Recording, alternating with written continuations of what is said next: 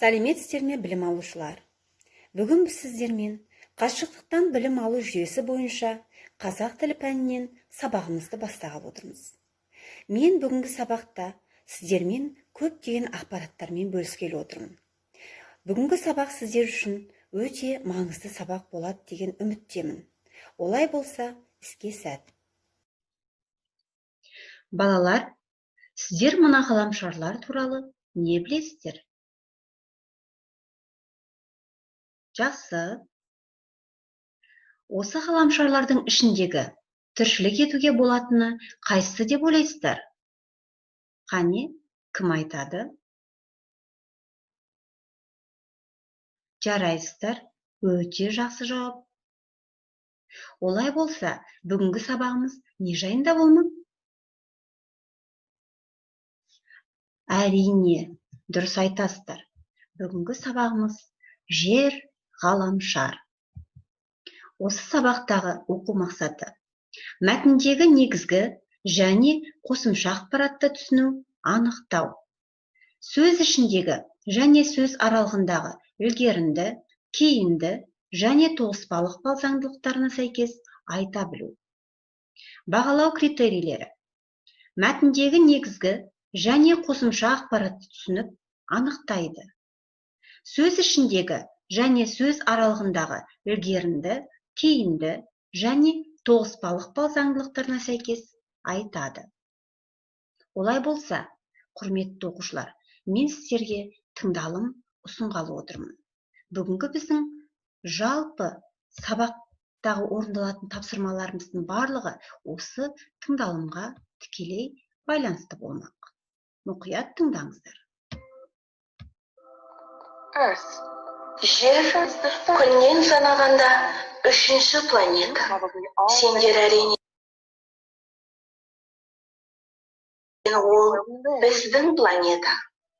Жер ішкі планеталардың, яғни күнге таяу айналып жүрген 4 тас ғаламшардың ең үлкені болғанымен, ол күн жүйесінің сыртқы жағына таман орналасқан 4 газды алыптан әлде қайда кіші. Жер сондай-ақ күннен тысқа қарай жүргенде табиғи серігі бар алғашқы ғаламшар және күн жүйесіндегі бір ғана серігі бар жалғыз планета. Жердің күн жүйесі планеталарының арасындағы бірегейлігі ол бетінде сұйық күйдегі суы бар жалғыз ғаламшар. Басқа планеталар не тым ыстық, сондықтан ондағы су түгел буланып кетеді. Не тым суық болғандықтан су мұз болып қатып қалады. Жер күннен 150 миллион километр қашықтықта орналасқан. Сол себепті ондағы температура сұйық суға ие болуға қажетті шамада. Және жерде су өте көп. Жер бетінің 70%-тен астамын мұхиттар алып жатыр. Бұл мұхиттың ауданы құрлықтан 2 еседен астам артық деген сөз. Жерде су өте мол болғандықтан, оны кейде көгілдір планета деп те атайды. Сұйық күйдегі су жердегі тіршіліктің кепілі. Біздің білуімізше, жер тіршілікке ие жалғыз орын. Адамдармен бірге өсімдіктер мен жануарлардың миллиондаған түрлері жер планетасын өз үйіміз деп санайды. Жердің тағы бір маңызды ерекшелігі оның атмосферасы. Атмосфера бұл жерді толық қоршап тұрған қалың газды қабат. Ол негізінен азот пен оттегінен тұрады. Атмосфера бізге тыныс алуға мүмкіндік береді. Ол сондай-ақ күн қызуын ұстайтын жамылғы ретінде әрекет етіп, жердегі жылуды сақтауға көмектеседі.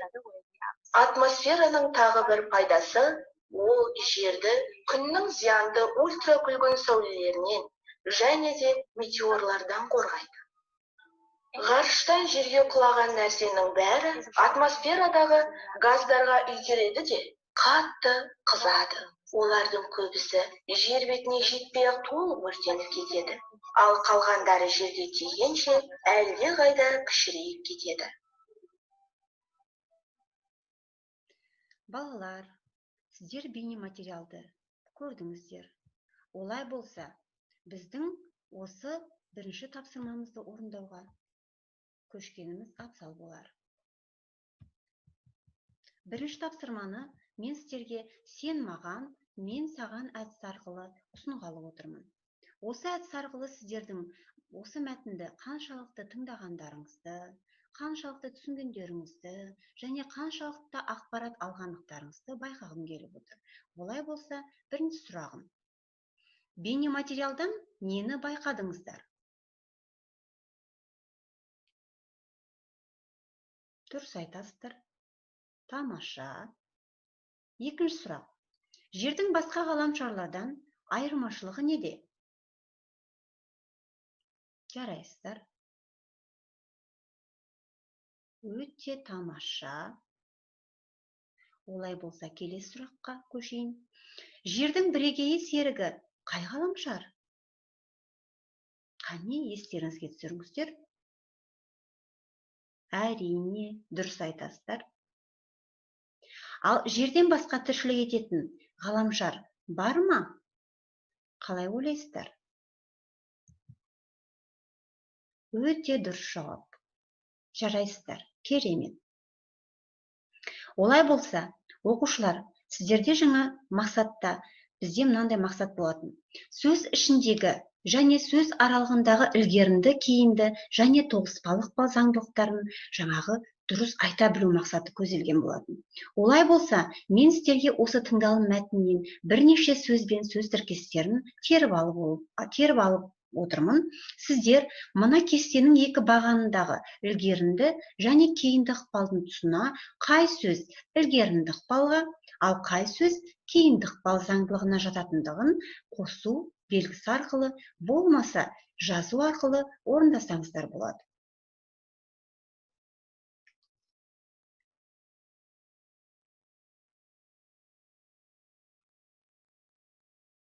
Мен ойлаймын, сіздер дұрыс орындады деп. Олай болса, өзімнің нұсқамды сіздерге ұсынғалы отырмын. Әрі қарай. Алып жатыр. Өте көп. Әлде қайда. Сұйық күйдегі. Газды қабат. Балалар, сіздер байқаған шығарсыздар. Сөз бен сөздің, сөз бен қосымшаның арасындағы дыбыстардың бір-бірімен үндесуі кезінде қандай өзгеріске ұшырайтындығын.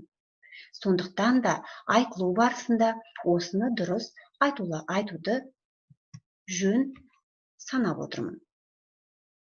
Жақсы, рахмет. Онда мен сіздермен үшінші тапсырмама көшкім келіп отыр. Тыңдалым жаңағы материалы бойынша сіздер мәтіндегі негізгі және қосымша ақпараттарды анықтап ажырату керексіздер. Ол үшін мен сіздерге мынандай кестені дайындап қойдым. Мәтіннен алынған ақпараттар. Бірнеше ақпаратты тізіп қойдым. Сіздер бұл ақпараттың негізгі, болмаса қосымша ақпарат екендіктерін қосу белгісін қою арқылы орындасаңыздар. Бірінші. Жер күн жүйесіндегі күннен әрі қарай санағанда үшінші ғаламшар. Оқушы, қалай ойлайсыз? Бұл негізгі ақпарат па, әлде қосымша ақпарат па? Сіздің жауабыңыз. Келесі. Жер күн жүйесінің басқа ғаламшарлар сияқты әр түрлі жұлдыздардың шаңы мен газдарынан құрылған.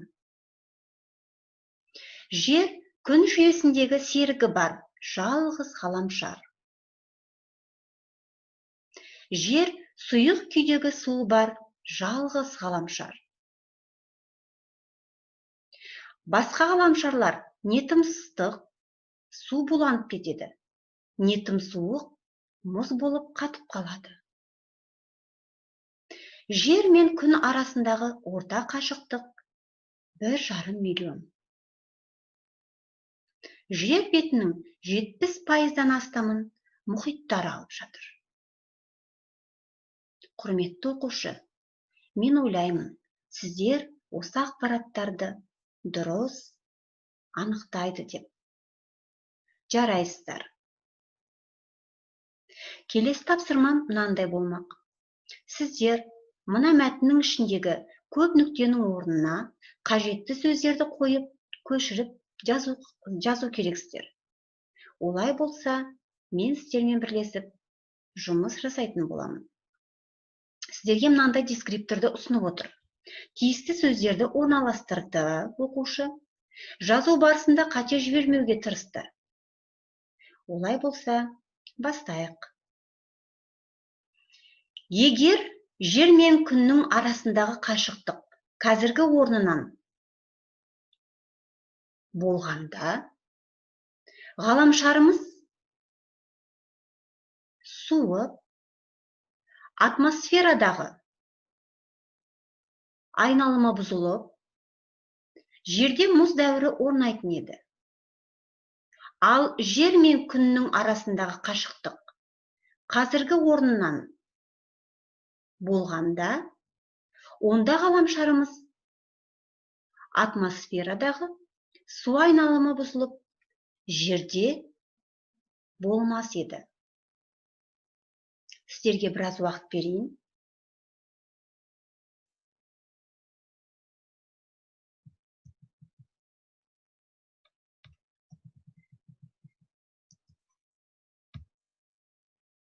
Олай болса, мен сіздермен бірге орындаған тапсырманы тексергім келіп отыр. Егер жер мен күннің арасында қашықтық қазіргі орнынан ұзақ болғанда, ғаламшарымыз қатты суып, атмосферадағы су айналымы бұзылып, жерде мұз дәуірі орнайтын еді.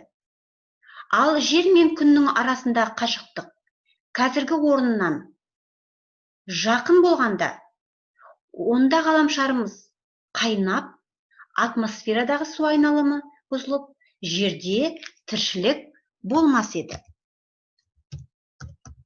Мен ойлаймын, сіздер дұрыс орындады деп. Жақсы, жарайсыздар. Онда мен сіздермен осы бүгінгі сабақта сіздер қаншалықты сабақты түсіндіңіздер, болмаса сіздерге не қызық болды?